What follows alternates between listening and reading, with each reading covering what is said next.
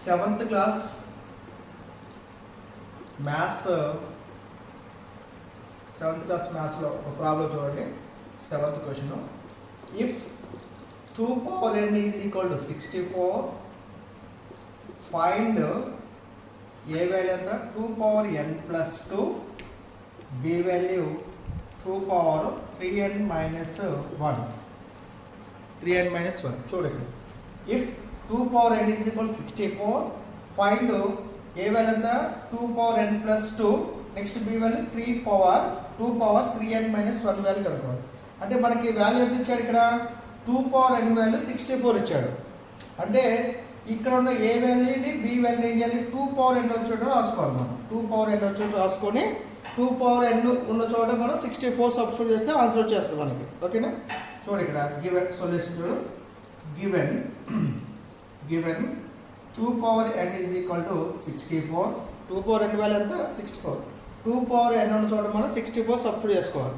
ఏ value కనుక్కోవాలి? మనం first value తీసుకుందాం. ఓకేనా? ఫస్ట్ వాల్యూ ఎంత? 2 power n plus 2 వాల్యూ కనుక్కోవాలి. 2 power n plus 2 వాల్యూ ఎంత? దీని ఫార్ములా బేస్ ఎలా ఉంది? a power m plus n is equal to a power m plus n is equal to ఏ రాసుకోవచ్చు? a power m into a power n రాసుకోవచ్చు. Formula a power m plus n అంటే a power m into a power n రాసుకోవచ్చు కదా. So దీన్ని రాసుకోవచ్చు. మనం దీన్ని రాసుకొని చెప్పు.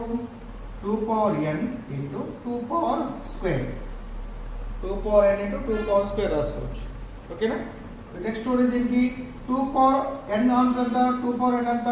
64 కాబట్టి ఇది 64. 2 square n ఎంత? 4. 64 4 చేయాలి ఎంత? 4 4 16, 4 6 24, 1 5 25, 246. 2 power n ఆన్సర్ ఎంత? 2 power n plus 2 ఆన్సర్ ఎంత? 4 256. ఓకేనా? ఏం లేదు ఇక్కడ 2 power n answer. 2 power n యొక్క విలువ ఎంత? 64 ఇచ్చాడు కదా.